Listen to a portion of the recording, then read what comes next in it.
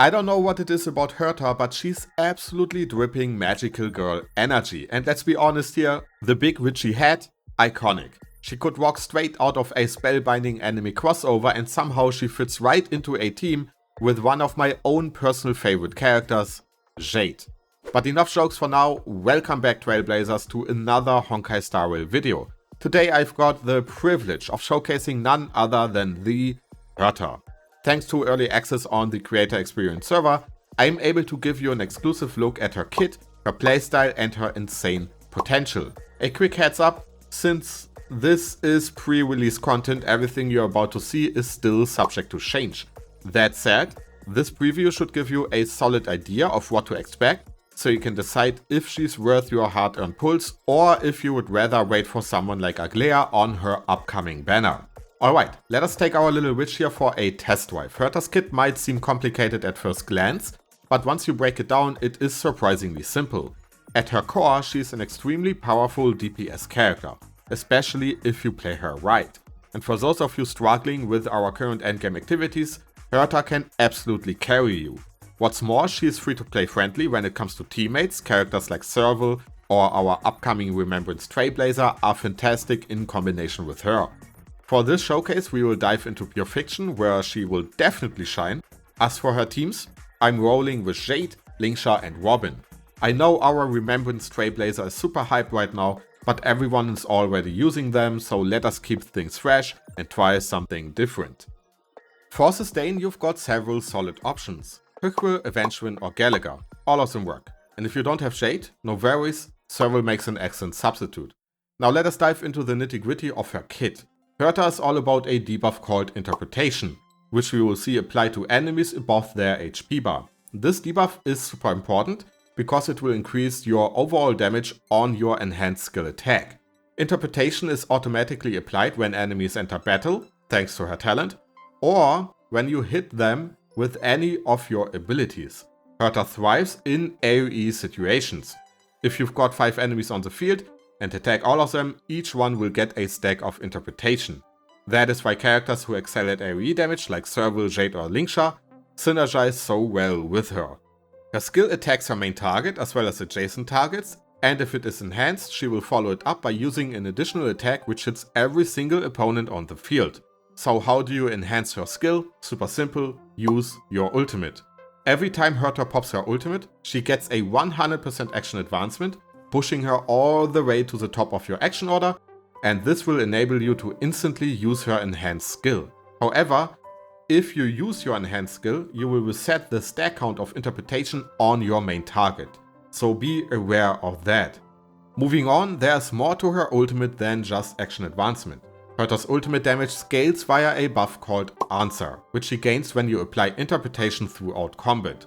For every stack of Interpretation applied, Herta generates 1 stack of Answer, up to a max of 99 stacks. At max stacks, her ultimate deals 99% more damage, and here's the kicker, this buff doesn't decay. Once you hit max stacks, you're locked in for the rest of the fight. On top of that, every time you apply a stack of Interpretation, Herta also generates energy for her ultimate, creating a smooth and, in my opinion, very deadly gameplay loop. Apply Interpretation, use your ultimate, and nuke your opponents by using your enhanced skill. Next up we have a couple of extra details to optimize her playstyle. You will always want to use your enhanced skill on enemies with 42 stacks, because that will boost your overall damage by 50%. And running an erudition character like Jade or Serval on her team grants you a massive 80% crit damage buff for your entire party. This will not only make Herta more deadly, but the rest of your team as well. Especially Jade if you are going to use her. Now I could get into the weeds about how Interpretation scales or the exact numbers of damage gain per stack, but honestly you don't need all of that in order to understand her gameplay. What matters is that she's powerful, consistent, most importantly, and incredibly fun to play. And the best part, Herta is just a week away from officially releasing. Once she's out, you will be able to experiment with her in your own teams and see her potential firsthand. I'm really excited about her because I feel like she's a cool character and her adult version has been teased for quite a while now, or to be precise, since the beginning of the game, right? So I can't wait to see her on the live server.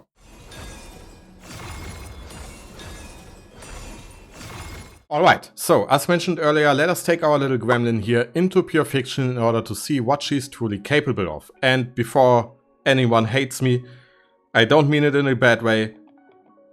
I said gremlin, but we all know she has a little bit of an attitude.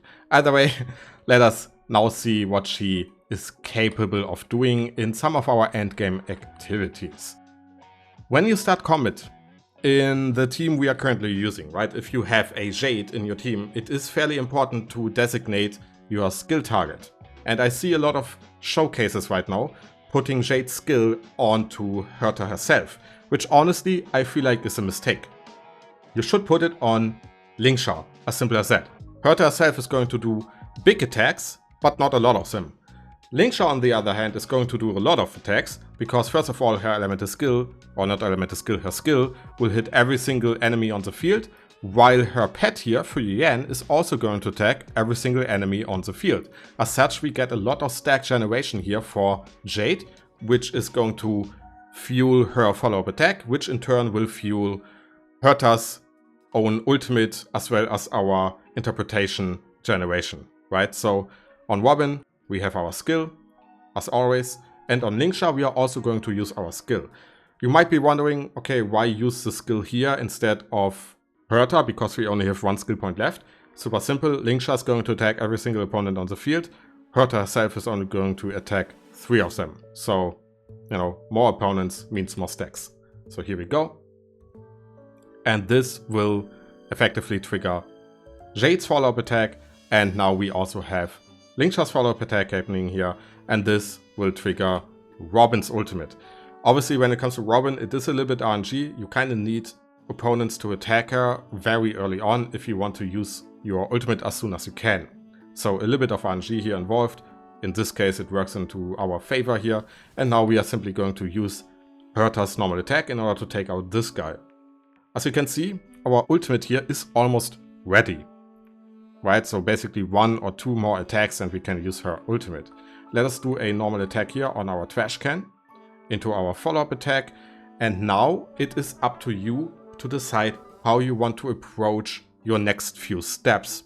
You can use Herta's ultimate right away, which will allow you to keep generating energy for your next ultimate, right? For example, we have Jade's ultimate ready, so if you use Herta's ultimate now and Jade's ultimate after that, we get energy for her ultimate.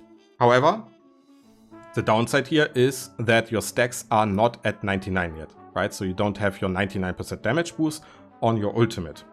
The other way you can approach it is to wait until you have 99 stacks, so you will do more damage, but you will lose out on a little bit of energy here. Personally, I would say both kind of works, entirely up to you.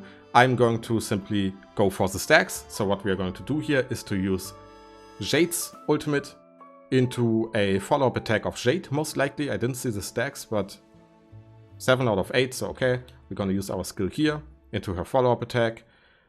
And now we are going to use Herta's ultimate first. We have already 99 stacks. We can't get more than that, right? As such, we don't need Lingsha's ultimate here. So let us use Herta's ultimate first, which by the way looks amazing. This looks really, really beautiful. Once again, whoever created Herta, amazing job. Really, well done. We have Herta's enhanced skill now. We just need to do a turn on Lingsha. We are going to use Lingsha's ultimate first though, for energy purposes, right? So ultimate into skill, into another follow-up attack by Jade, into, in a moment, a follow-up attack by Herta's bunny here, right? Oh, not Herta's, Lingsha's bunny here, right? So there we have that. Into another follow-up attack. A lot of follow-up attacks happening here, basically. And now we can use Herta's enhanced skill. So let us see how much damage that is going to do.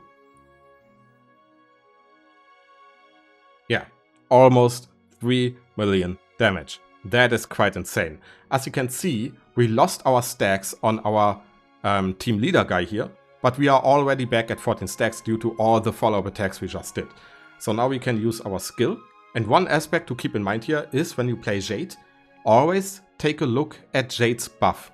If it is about to run out, make sure to keep 1 skill point in order to reapply it once Jade takes her turn. We have 3 skill points, so this shouldn't be a problem at all. So let us do a skill attack here, into a follow-up attack, into Herta's own ability, and in this case, I guess the best way to approach this is to simply use her skill, or ultimate, not skill, which will then give us her enhanced skill attack, which is most likely going to end this phase of our pure fiction fight here. So this guy should go down. Yeah, he does. Perfect. And now we have Shade. Like I said, right, we're gonna use our skill here on Linksha in order to maintain our uptime when it comes to Jade's follow-up attacks. And now we can go into Jade's ultimate, into Linksha's skill, which is once again going to trigger Jade's own follow-up attack. So here we have a skill into Jade's follow-up. Super simple. And we can use Linksha's ultimate as well, which is going to attack a lot of enemies here. And we are already back to 7 stacks. And due to our bunny attacking, you know, it's another follow-up attack on Jade here. So follow-up attacks left and right, absolutely insane. We are back to 42 stacks. So this will enable us to use Herta's enhanced skill attack at its best version effectively. But before we do that, we are going to generate enough energy for Robin's ultimate. And lastly, before we end the showcase, because I don't feel like you need to see the whole fight here, I hope you kind of get the idea of how to play this team, which, by the way, if you replace the characters for, let's say, Serval and Hychwe, for example, as well as our Remembrance Trailblazer, it is effectively the same. The playstyle doesn't change. I would say that this composition is most likely going to be the best in slot composition. You could maybe take out Robin for Remembrance Trailblazer, but you know, entirely up to you. And the reasoning why it is the best in slot composition is simply because you get so much stack generation. As simple as that. Hychwe might be also a really good character here because her ultimate gives you energy regeneration, which will feed into Herta's entire kit, right? So there are a lot of, unironically, I really like her because there are a lot of different options you can go for when it comes to team composition here. She's not kind of locked to a single team like Firefly, for example, is, right? So yeah, let's use our ultimate here into one more enhanced skill, and after that, let us get into our review. Alright, and here we are on Herta again. Let us now use our skill attack and let's absolutely obliterate the entire field. Let us see how much damage we can do here. And that is, once again, almost 3 million damage.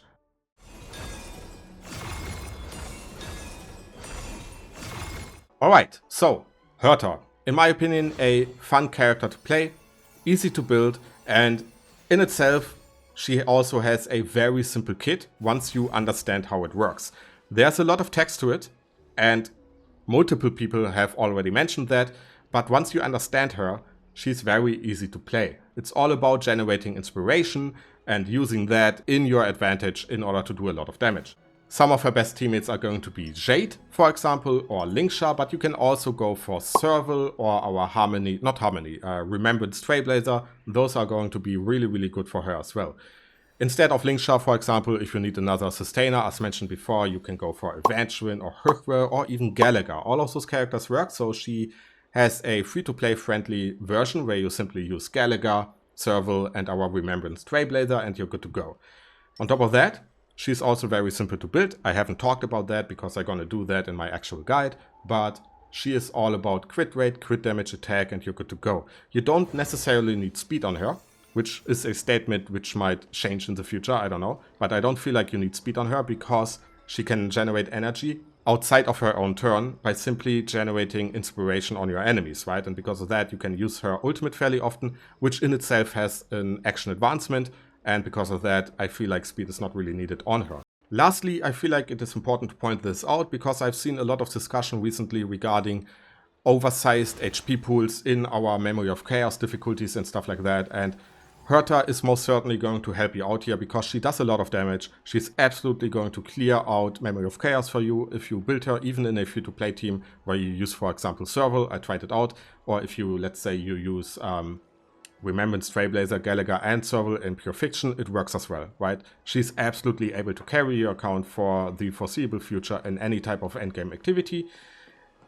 And that's kind of it, right? So in my opinion, a character definitely worthy of being pulled, and not to mention, she looks amazing, right? She definitely has that magical girl energy going here, and she also is wearing a big witch's hat. So she fits right into our team here with Jade.